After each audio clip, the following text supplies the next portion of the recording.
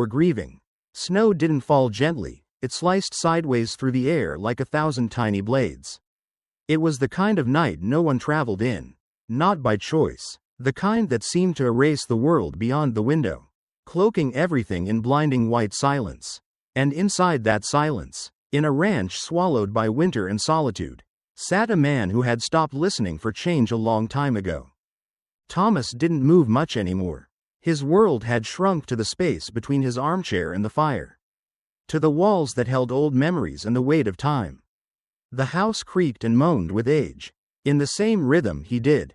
There was no music anymore, no laughter, just the low pop of embers and the quiet hum of grief. He had buried more than just his wife when she passed, he had buried the idea of beginnings. The bottle of whiskey beside him was half empty but untouched. He didn't drink for comfort. He didn't drink at all. Not anymore. He just kept it close like a reminder of the man he once was. Or maybe of the man he'd tried not to become. His eyes stared blankly into the fire's fading glow. Not searching, not hoping, just existing. Until the knock. It wasn't loud. It didn't crash through the silence, it whispered. A hesitant rap, too soft for urgency, too unsure for someone expecting help. Thomas didn't move at first. Ghosts didn't knock, and he had stopped expecting people. But then it came again. Slower, more uncertain, as if someone was afraid of being heard. When he opened the door, it was the wind that hit him first.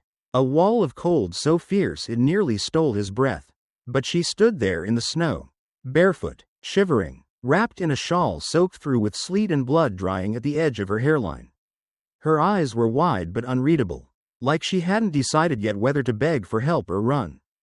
And then, she collapsed. Thomas moved without thinking. His body remembered what to do, even when his mind lagged behind. His arms caught her just in time. Stiff with shock but steady. She was too light. Her skin was ice. And her trembling, it wasn't just from the cold. There was something deeper in it. Something fractured. He didn't ask questions. He didn't speak. He simply carried her inside and laid her gently by the fire, wrapping her in the old quilt his wife used to love. The same quilt that once smelled of lavender and held dreams instead of loss. For the first time in 3 long years, silence didn't feel empty. It felt shared. Morning came like a slow breath. The storm outside had passed, but it left behind a world muted by snow and memory. Thomas didn't sleep. He sat near the fire, watching her. She hadn't stirred. Her brow was damp, her breath too shallow. Every so often her face twitched, not in pain, but the kind of twitch people have when reliving things they don't want to remember. He knew that look. Grief teaches you to recognize your own kind. When she finally woke, it wasn't a grand awakening, just a flicker of her fingers, a slow inhale, her eyes opening and blinking at the light. Then, panic. She bolted upright like someone waiting for punishment. Thomas didn't move. His voice, when it came, was low and calm. "You're safe here." She looked around like a deer caught in a trap. He added quickly, "I ain't going to touch you. You fell outside. I brought you in." Still, she said nothing, just stared with eyes full of thunder, of words unsaid. "You got a name?" She shook her head. He didn't know whether it meant, no, or, not for you. But he nodded anyway. "Fine. Don't need one." He slid a plate across the floor, toast, eggs, dried apple slices. She eyed it warily, then eyed him. Finally, with hands that still trembled, she picked up a slice and brought it to her mouth. She didn't say thank you. She didn't have to, because in the way she didn't bolt for the door. In the way her shoulders lowered just enough to let out one breath. He understood something. She wasn't ready to leave. Not yet. Empathy isn't always loud. It doesn't always come with open arms and comforting words. Sometimes it's quiet. Sometimes it's giving someone the space not to speak, not to explain, just to be. And Thomas, for all his isolation, understood that kind of empathy better than most. Because once, someone had given it to him. And now, when a stranger collapsed at his doorstep in the dead of winter, he knew exactly what not to do: press, question, rush. Instead, he offered her what little he had: warmth, food, silence, and the option to stay. On that first night, he hadn't seen her as a burden or a mystery to solve. He saw her as a human being drowning in her own silence. And though he couldn't fix her, couldn't reach into the storm of her mind, he could stand beside her in it. That, sometimes, was enough. Blank. Blank. The house didn't change overnight. The walls still groaned under the weight of winter. The wind still pressed at the windows, trying to sneak in through forgotten cracks. But something inside was different now. Subtle. The kind of change that doesn't announce itself but leaves an impression. Like the warmth of a hand recently lifted from your shoulder. She was still there. She hadn't run. Thomas had half expected to wake up to an empty chair and footprints fading in the snow. But when he stepped into the sitting room that morning, she was curled beneath the old patchwork quilt, her breath shallow, her brow glistening with fever sweat. She didn't wake when he moved around the room, didn't stir when the kettle hissed on the stove, but her presence filled the house in a way silence hadn't in years. He didn't speak much, and neither did she. Their conversations were made of glances and movements, his elbow propped on his knee, her fingers twitching in uneasy sleep. When she did wake, it was like watching someone resurface from deep water. She blinked against the light, sat upright like a creature expecting harm, and scanned the room as though danger might still be waiting in the shadows. Thomas didn't flinch. He'd seen that kind of fear before. He remembered it in himself after his wife's passing. The way your body turns every creak into a threat, every moment of kindness into a trap. He simply sat where he was, letting her see him without being seen too deeply. "You're safe here," he said again, voice low. It was all he offered, all he thought she could bear. She didn't speak, not a single word, not even a nod this time. But she ate what he made, slowly, cautiously, her hands still shaking. And when he pushed the quilt closer, she didn't resist. That was enough. The next day passed quietly. She stayed near the fire, wrapped in warmth not her own. Thomas did his chores, kept the house going, swept ash from the hearth, fixed the squeaky cabinet door. He moved with care, not because she was fragile but because the quiet between them asked for it. He didn't press her with questions about her name, her past, the dried blood that had crusted near her temple. Not because he wasn't curious, but because he remembered what it felt like to be asked too soon. Sometimes people just needed space to remember they were people again. He noticed how she moved, like a shadow, barefoot and careful, always hovering just enough not to disturb anything. She avoided the mantel, where the old photograph had once stood. Thomas caught her glancing at it once, and something unreadable flickered across her face. That night, he quietly removed the photo, slid it into a drawer without explanation. The silence afterward felt different. Not empty, not cold. It was filled with space. Permission. Something unspoken but understood. By the third day, she was still there, and something in Thomas started to shift. He caught himself watching her, not with suspicion, but with a strange kind of wondering. She had come into his life with no name, no voice, and yet her presence had unknotted something inside him. He moved through his days as he always had, but now he found himself looking forward to small things, the sound of her footsteps, the quiet clink of her spoon against the mug, the way her eyes drifted toward the window when the wind picked up. She swept the floor without being asked, folded the blanket after using it. Once, she brought in water from the well, mimicking the same rhythm he used when the weight of loss had made everything mechanical. She wasn't trying to prove anything. She just moved through the house like someone afraid of leaving a mark. But even those quiet acts said something loud. She wasn't planning to leave. And Thomas, he didn't want her to. Empathy isn't always about saying the right thing. Sometimes it's about sitting across from someone and letting them be what they are, afraid, silent, still healing. He didn't ask for her story. She didn't offer it, but there was an understanding in the air between them, fragile but growing stronger. It wasn't about fixing each other. It was about surviving in tandem. He began to notice details. How her eyes darted toward the kettle the moment it whistled. How she flinched, just barely, when he dropped something. Things she wasn't supposed to react to if she couldn't hear. One evening, he tested the theory, dropping a spoon behind her. She jerked, almost imperceptibly, not fear, just instinct. That night, while she sat near the fire with a chipped mug in her hands, Thomas spoke, not as a confrontation, but as an offering. "You hear things, don't you?" She froze. Her hands tightened around the mug. Her gaze didn't rise. "I won't tell no one," he said, softer now. "I just figured, maybe silence ain't always what it seems." The fire cracked. A log shifted. And then, so faint he thought he imagined it, she nodded. It wasn't a confession. It wasn't surrender. It was trust, offered in the smallest way possible. "You hear me now?" Another pause. Another tiny nod. And with that, the silence between them changed again. It wasn't a wall anymore. It was a bridge, one they were building slowly, plank by plank, not with questions or answers, but with presence, with being. Empathy, Thomas realized, wasn't about knowing what to do.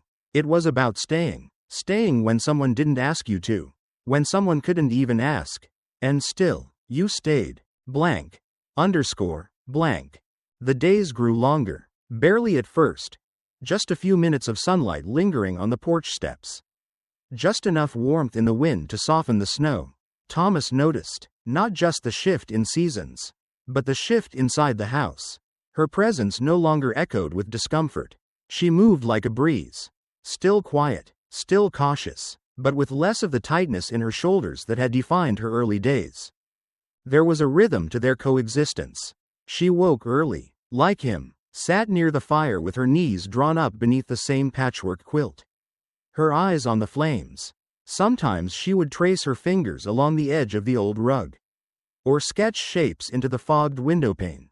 She rarely made noise, and when she moved, it was with care. It wasn't that she feared the space, it was that she respected it. As if she understood it held ghosts she wasn't ready to disturb. Thomas continued his chores, repaired broken boards, fed the horses, carried buckets of water. She mirrored him quietly. She'd sweep the floor after breakfast, fold the blanket after sitting by the fire, return the mug he gave her to the sink without ever being asked. It wasn't compliance, it was grace. The kind that comes from someone who knows the weight of taking up too much space. Still, there were things Thomas couldn't explain. Little things. The way her eyes flicked toward a kettle the moment it began to whistle. How she paused mid-step when he cleared his throat behind her. Things she shouldn't have noticed, couldn't have noticed, if she were deaf.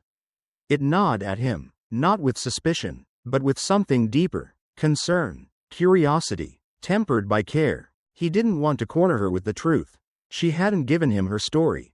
And he hadn't earned it.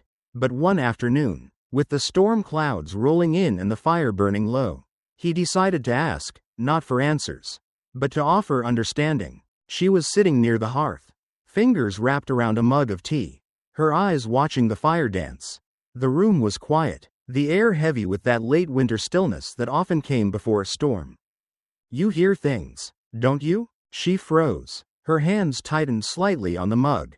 Her eyes didn't lift. "I ain't judging. I just noticed," he added gently. Still, no movement. "I won't say nothing to no one. Not unless you want me to." A log cracked in the hearth, throwing soft light across her cheek. Thomas waited, heart steady but soft. He hadn't meant to frighten her.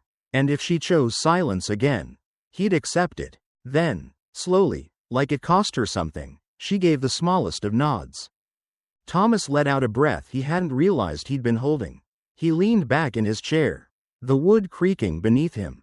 "You hear me now?" Another pause, then a second nod, slower this time, clearer. That was it. No confessions, no stories, just a shared truth. From that moment, something shifted. The air between them grew easier, like a window cracked open after too long.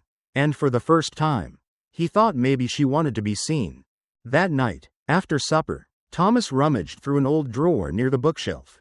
He pulled out a small leather-bound book and a piece of chalk. She watched him, unsure. "It used to be my sister's," he said, placing it gently on the table. "She didn't speak much either. Mama taught her to use these." He flipped the book open to reveal old sketches, basic signs. Crude letters, symbols matched with gestures. Most were faded, smudged, or worn, but some were still legible. "I forgot most of 'em, but I remember the simple ones." He held up 2 fingers, touched them to his lips, then pointed to her. "Thank you." She blinked, no expression, but after a breath, she mirrored the gesture, hand trembling slightly. Thomas smiled, not big, not wide, but real. From that evening onward, they practiced. Not long, just a few minutes each night. He taught her what he could remember: hungry, cold, safe. She caught on fast, not because of the signs themselves, but because she was finally allowed to speak in a way that didn't demand words. She began answering with gestures, with eyes, with small choices. 2 taps on the table for yes, a single tap for no, a hand to her heart when something moved her. She pointed to the coffee pot when she wanted to sit beside him. Thomas didn't push, he didn't praise, he just offered the space. And slowly, she filled it. Empathy isn't about fixing what's broken. It's about sitting with the pieces long enough that someone else might try to put them back together. That's what Thomas did. He didn't need to know why she lied about being deaf. He didn't demand an explanation for the silence she chose. Instead, he learned to speak her language, the quiet one, the careful one, the kind that required patience and presence more than skill. In that language, she flourished. She began to move more freely through the house. Still cautious, but less like a guest and more like someone beginning to belong. She swept the steps without prompting. She started the fire when he was late from the barn. Once, she even laughed, a short, breathless sound, when a rooster startled her and knocked over a bucket. The sound shocked them both, but she didn't apologize for it. Thomas didn't mention it, he just smiled and offered her a dry rag. Their days were still quiet, still slow, but they were fuller now. Their silence wasn't empty, it was shared. A kind of quiet companionship forged through a mutual willingness not to force, not to pry, but simply to be. For the first time in years, Thomas wasn't lonely in the stillness. And he could tell, by the way she lingered by the fire, by the way she looked at the horizon through the kitchen window, that maybe, just maybe, neither was she. Blank. Blank. The wind returned with a vengeance. This time, it didn't just rattle windows or howl through the eaves. It screamed across the land like it was trying to shake loose everything fragile that had dared to take root during the calm. The sky darkened early, thick clouds swallowing the light, and the air smelled like rain long before it fell. Thomas was in the barn, checking the latches, calming the horses one by one. Their hooves clattered with unease. Eyes wide, nostrils flared, he worked with the practiced hands of a man who had known storms like this before. But his mind wasn't on the animals. It was back at the house, with her. She hadn't made a sound when he left. No sign of fear or resistance. But he knew her by now. Knew the way she tensed at thunder. The way her breath caught at sudden noise. She didn't flinch out of weakness. She braced out of memory. So when the first crack of lightning split the sky and the thunder rolled over the hills like a freight train, Thomas dropped the latch he was fastening and ran. Rain had begun to fall, thick and cold, soaking him through in seconds. The door to the house stood open. His stomach sank. No, he muttered, already turning around. No, no. Then he saw them, barefoot tracks in the wet grass, small and fast, leading toward the pasture. His heart clenched. He followed them without hesitation. Mud pulling at his boots. Rain slapping his face like accusation. The storm was close now, loud and sharp, but even through the chaos, he saw her, crouched by the broken fence, arms wrapped around something tiny and trembling. A foal. It was half buried in the mud, shivering, soaked, barely breathing, and she had thrown herself over it, shielding its frail body with her own. Her shawl clung to her like a second skin, hair plastered to her face, and her eyes burned with something fierce. Thomas skidded to a stop, heart thudding. What in God's name? But she didn't move, didn't explain. She just held the foal tighter, her expression defiant, unshaken, unafraid. In that moment, Thomas understood. She hadn't run, she hadn't panicked. She had heard the storm, seen the danger, and chosen to act, without words, without waiting for permission. Empathy rushed through him, not pity, not awe, but understanding. She saw in that foal what he had once seen in her, something fragile and lost, worth saving. He didn't ask questions, just bent down, scooped the foal into his arms. She stayed close, slipping twice in the mud but never letting go of his sleeve. Her touch wasn't pleading, it was anchoring. Back in the barn, Thomas laid the foal down gently in clean straw. The girl moved beside him, Fast and certain, she fetched blankets, brought water, arranged hay. She worked with a kind of purpose he hadn't seen in her before, deliberate, capable, calm, not panicked, not lost. She knew exactly what she was doing. When the foal's breathing steadied, Thomas turned to her. You could have been hurt. She didn't flinch. But you weren't, he finished softly. She looked at him then. Wet hair clinging to her cheeks. Eyes steady. Then, slowly, she raised her hands. One flat, one curled into a circle. She pressed them together. Home. The sign wasn't perfect. It wobbled, but it shattered something inside him. She hadn't said, safe. She hadn't said, thank you. She'd said home. And she meant here. Empathy, Thomas realized in that moment, was also about being chosen. She had come through his door a stranger. For days, she had floated like a ghost through the house. Too silent, too still. But now she had rooted herself here. Not with permission, but with presence. The storm passed sometime before dawn, leaving the world scrubbed clean. Quiet, Thomas found her asleep in the hayloft, curled near the foal's stall. A blanket draped across her shoulders. One hand rested on the wooden railing, not gripping, not clutching, just there. He didn't wake her. Instead, he moved quietly below, checking the fences, resetting latches, feeding the animals. He should have been angry, maybe even afraid. She had run into danger without telling him. She had made her own choice. In the dark, during a storm. But he wasn't angry. He was proud. Later that morning, she came into the kitchen. Her cheeks were red from the cold, hair tangled from sleep, but there was something steady in her gaze. She didn't avoid his eyes. She didn't pause at the threshold. She walked to the sink, washed her hands, pulled 2 mugs from the shelf, and, for the first time, set one down beside his without asking. Without signs. Then she reached out, not to take, not to flinch, just to rest her fingers gently over his. The contact lasted only a moment, but it sent a quiet warmth through him. Not need, not fear, but intent. Empathy, he realized then, wasn't just about giving space. It was about recognizing when someone had begun to reclaim it. She had once sat silent beside his fire, too still to be comfortable. Now she touched him, not as a guest, not as someone grateful, but as someone who had decided she belonged. There was no big speech, no dramatic thank you, just a mug of tea, a soft touch, and the quiet peace of shared breath between 2 people who had once been broken and were now, slowly, being pieced back together, not by force, but by choice. And in the small kitchen lit by pale morning sun, Thomas finally understood. She had stayed not because she had nowhere else to go, but because here, with him, was where she wanted to be. Blank. Blank. They hadn't planned on going to town together.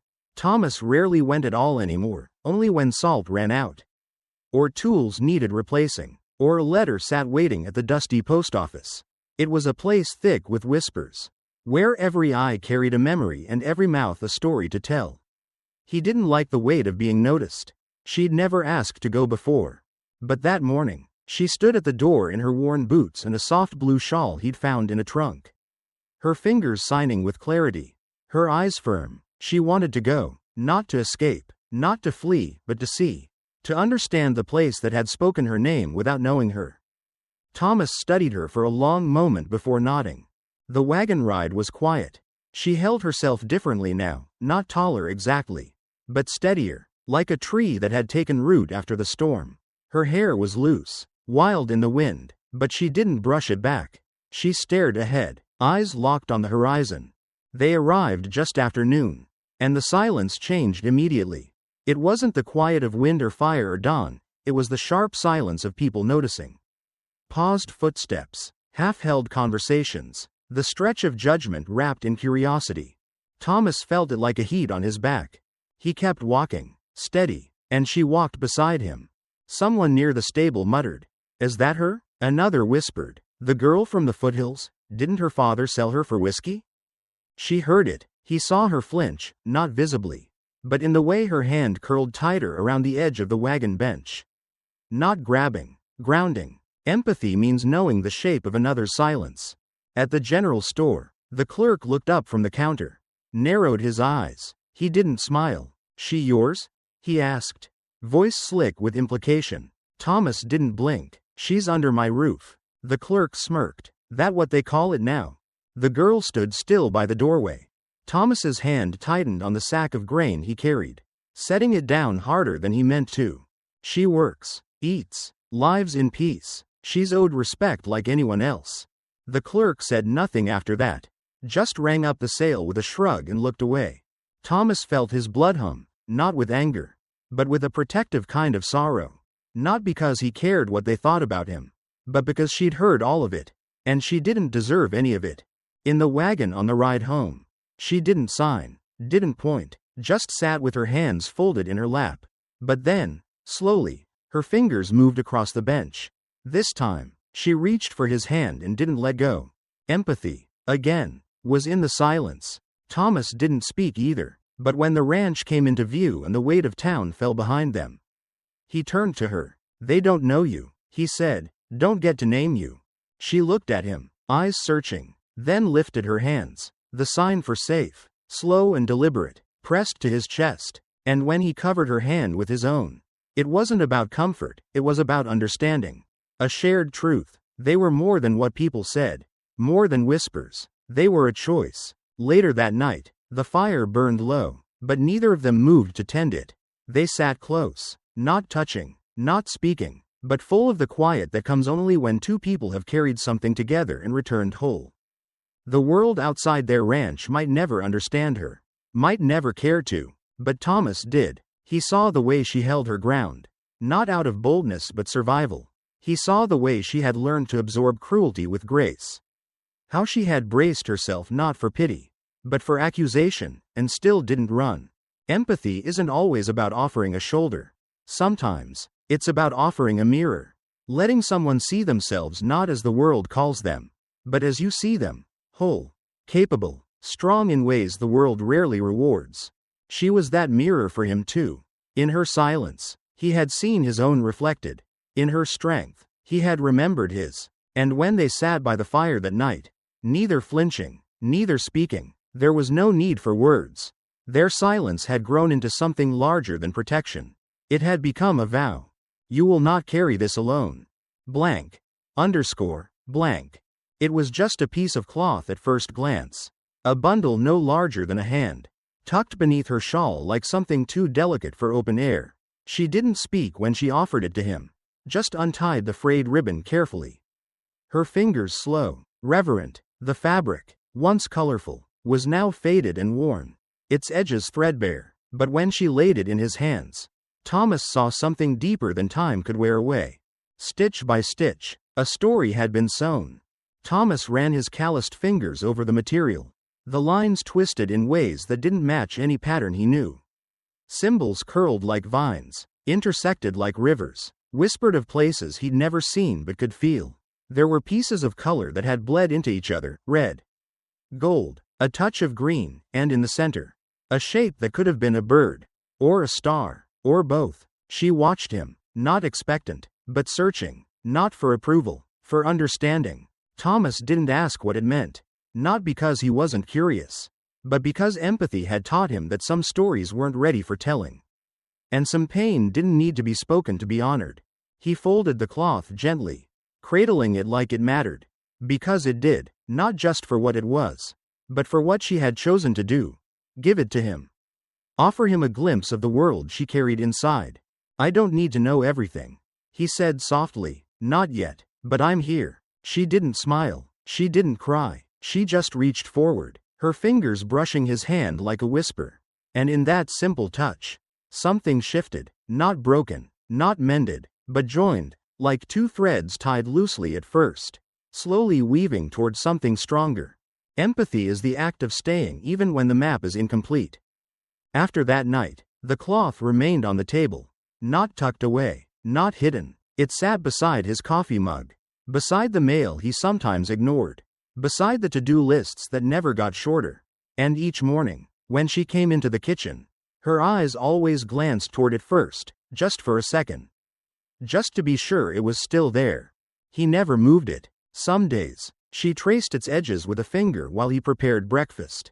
Other times, She just sat beside it, like its presence grounded her. Thomas understood. Grief does that too. Anchors you to something tangible when memory feels too fragile. He'd kept his wife's shawl on a hook by the door for 3 winters before he could let it fall naturally without catching his breath. Some things are not meant to be rushed. Over the following days, they continued their quiet routine. She began sketching again, on scraps of paper. Bits of wood, the margins of old books. Horses, trees, rivers, always wide skies. When she handed him one drawing, he saw a small cabin nestled between 2 hills. Smoke rising from the chimney. A fenced pasture. A horse standing near a gate. He looked up at her. And this time, she did smile. Just a little. "We'll make that place," he said quietly. "Together." Empathy isn't about promises for the sake of comfort. It's about seeing someone's vision of hope and saying, "I believe in it too." She started making more small changes after that. She repaired the frayed edge of a curtain. Started a pile of firewood before he asked. Began leaving out 2 mugs in the morning instead of 1. These weren't duties. They were gestures of someone beginning to imagine a future, not just in a place, but with a person. One afternoon, he caught her humming, barely a sound. More breath than voice, but rhythmic and soft. He didn't interrupt. He just stood at the doorway and listened. His heart stretching in that quiet, human way it does when healing begins in someone else. Then came the letter. Old, unopened. The ink nearly faded. It had been in the bottom of the pile from town. He brought it in with a dozen others, expecting nothing. But when he sat at the table and read it aloud, she didn't move away. She leaned in, eyes following the shape of his mouth, hands brushing the edges of her drawing as if tethering herself to the room, to the sound, to him. The letter spoke of a far-off place, Green Hills, a bakery that burned down and reopened, a wedding between 2 people who used to hate each other. It was simple, irrelevant, and yet it filled the room like music. She reached out once, placed her hand over his, not to stop him but to stay there. Empathy, Thomas realized again, is not just receiving someone's pain. It's witnessing their hope, no matter how quietly it's expressed, and responding with presence. He didn't ask her about the cloth again. He didn't need to, because each day she remained, each choice she made, to stay, to build, to sketch, to listen, was a chapter added to whatever story she hadn't told him yet. And he had learned that sometimes the best way to understand someone's past was to help them create a future. Blank. Blank. The quiet of the ranch was steady, dependable, the kind that came only after storms. Both literal and lived through. But peace, Thomas knew, was never promised. It was something you held gently, knowing it could be taken without warning. He felt it first before he saw them, the subtle shift in the wind, the uneasy stillness in the horses. Then came the sound. Hooves thudding against dry earth, heavy and fast. Dust curled in the distance, growing with each passing second. He stepped onto the porch and waited. 3 riders, faces he recognized from town. Men who didn't need to be named to be understood. Their expressions were grim, their posture rigid, like people coming not for conversation, but confrontation. The way they dismounted said everything. They didn't plan to stay long, but they came meaning to leave a mark. Thomas didn't move from the steps. Behind him, the door creaked open. He didn't have to turn to know she stood there. He could feel her presence, silent, firm, not retreating. Her hand brushed his elbow, not pulling him back, not asking anything, just letting him know she was there. The tallest of the men stepped forward, his voice as sharp as the air between them. "We hear you're harboring trouble. A girl who doesn't belong." Thomas didn't flinch. "She belongs to this land now." The man scoffed, sharing a smirk with the others. "Funny how some folks come and go, but old debts don't fade." The implication hung in the air. A past she hadn't spoken of. A claim laid by people who never earned the right. Thomas's jaw clenched, but his voice stayed level. "No debts will touch her here. Not if I can stop it." The girl didn't speak. She didn't step behind him. She didn't run. Her silence wasn't fear, it was resolve. Her eyes locked on the man speaking. Unblinking, unreadable, unbroken. One of the others shifted in his saddle. "You think you can stand against the whole town for her?" Thomas stepped down off the porch.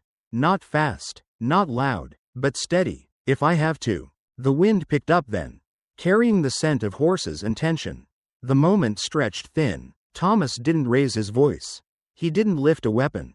He didn't need to. His stance was enough. And beside him, the girl stood like stone, scarred. Yes, but not small. Not anymore. Then she raised her hands. The gestures were sharp, deliberate. Her body spoke where her voice did not. Not afraid. Not alone. The signs hung in the air. Not soft. Not asking. But declaring. Thomas understood every movement. He didn't need translation. Empathy had taught him her language long before the first word. He turned back to the men. His voice rough with feeling. You want to test me? Test us? You'll find we stand stronger than you think. The men hesitated, not because they believed in her story, but because they saw something unshakable in her stance, and something unmovable in his. After a long silence, the riders turned. One by one, they mounted again, kicked up dust, and rode off without another word. The threat hadn't vanished, not fully, but it had been held at the threshold and turned away. When the dust settled, Thomas let out a breath. Not of relief, of recognition. That fear hadn't won. He turned to her slowly.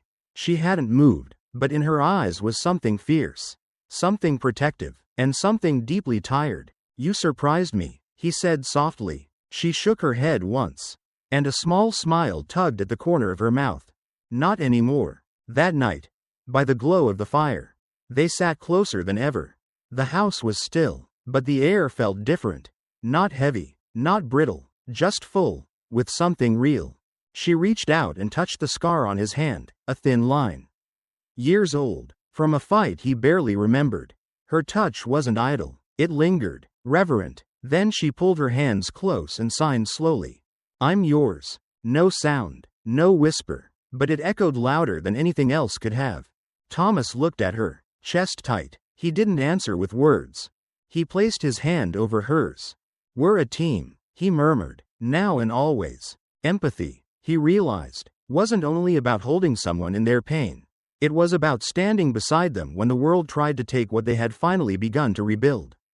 It was bearing witness when they chose not to run. When they drew a line not in anger, but in self-worth. She had stood behind him that morning. Not because she needed him, but because she chose him. And he had chosen her too. Without demand, without ownership, just presence. Just trust. That night, under a sky scattered with stars, they didn't talk about the men. They didn't talk about fear or past debts or danger. They talked about the fence that needed mending. The foal who liked to chew rope. The seeds they might plant when the frost lifted. And somewhere in the small talk, in the quiet laughter, in the easy breathing, they promised each other. Again, in silence, you're not alone anymore. Blank. Underscore. Blank. The morning sun poured through the windows, soft and golden, painting the ranch in a kind of light that felt more earned than given. It touched the walls gently, filtered through the curtains, and landed on the wooden floor with the quiet weight of peace. The world didn't feel like it was holding its breath anymore, it felt like it had finally exhaled. Thomas stood on the porch, his boots resting on the worn planks that had felt too empty for too long. He watched the horizon where golden fields met the sky, the wind combing gently through the grass. Everything about this moment, its stillness, its warmth, felt different, not because the land had changed, but because he had. Beside him, she stood just as still, her fingers laced gently with his. She didn't speak, she never had, but in that quiet space between them, there was more communication than words could hold. Empathy lives in silence. Not because it lacks language, but because it honors what language sometimes fails to carry. That was what they had built together, something soft, steady, and real, born from patience and presence, and forged day by day in shared quiet. Inside, the house bore their fingerprints now, not just hers, or his, but theirs. The walls still creaked with age, but they also hummed with use. The windows were no longer fogged with isolation. The kitchen smelled of tea and earth and wildflowers she'd started drying by the stove. The same quilt that once wrapped only her now draped over both their shoulders in the evenings. It had stopped being hers. It had stopped being his. It had become something between. Their days took shape slowly. Fixing the fence, tending the horses, walking the perimeter of the field not because they needed to, but because the air was good and the silence between them asked to be shared. He watched her laugh softly, rare, quiet, but unguarded, when a stubborn nail popped loose again from the fence post. He didn't remember when he first heard her laugh, but now, it was a sound he noticed more than the wind. When they rode side by side across the pasture, the wind in her hair, she didn't hunch her shoulders like she used to. She didn't avoid the gaze of passing neighbors, or flinch at distant voices. She sat tall, firm in her saddle, not defiant, but whole. And they noticed. The neighbors who once whispered had started nodding. A few even offered smiles, small, slow-growing signs of respect, of quiet understanding. One evening, as dusk swept the sky in deep shades of purple, she surprised him. She reached for his hand, not with hesitation, but with conviction. Her fingers curled firmly around his. No signs, no questions, just the soft strength of someone saying, "I'm not afraid to stay." Thomas didn't need to reply. His hand met hers, steady, sure, and they stood beneath the stars like two survivors who had decided survival wasn't enough. It was never about rescue, never about saving one another from some looming threat. It was about recognizing, in the deepest, quietest parts of themselves, that healing sometimes meant choosing to stay when it would be easier to leave. That night, she drew near the fire again, the same way she had the first time. But it was different now. Her head rested on his shoulder, and he wrapped his arm around her, not as a shield, but as a promise. "You're home now," he whispered. She looked up, eyes clear, and pressed a hand to her chest before signing one word. Home. It was the same sign she had used that night in the barn with the foal. But now, it held more than belonging. It held trust. It held love. The past hadn't vanished. There were still shadows in her eyes sometimes, and memories that woke her too early. Thomas had his own, flickers of grief that surfaced when the wind whistled through certain cracks in the wood. But the difference now was that they shared those shadows. They no longer had to face them alone. Empathy doesn't erase pain. It honors it, walks beside it, holds space for it without needing to fix it. That's what Thomas did for her. What she did for him. They met each other where they were, not broken. Not whole, but human. The next morning, he found her already awake, sitting by the window, tracing invisible patterns on the glass with her finger. Her gaze followed the movement of the birds outside, and a faint smile hovered on her lips. He approached without words, just set a fresh mug beside her and sat down. For a while, they didn't speak or sign. They just sat, and in that shared silence, they heard each other perfectly.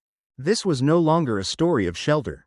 It had become a story of choosing to stay, to heal, to reach, to belong. They had forged a home not out of comfort, but out of resilience. A home built from wounds turned into roots, from solitude turned into sanctuary. And as the sun rose higher over the field, they faced the day together, not as savior and saved, not as lost and found, but as two souls who, through the slowest and gentlest acts of care, had learned what it meant to stay.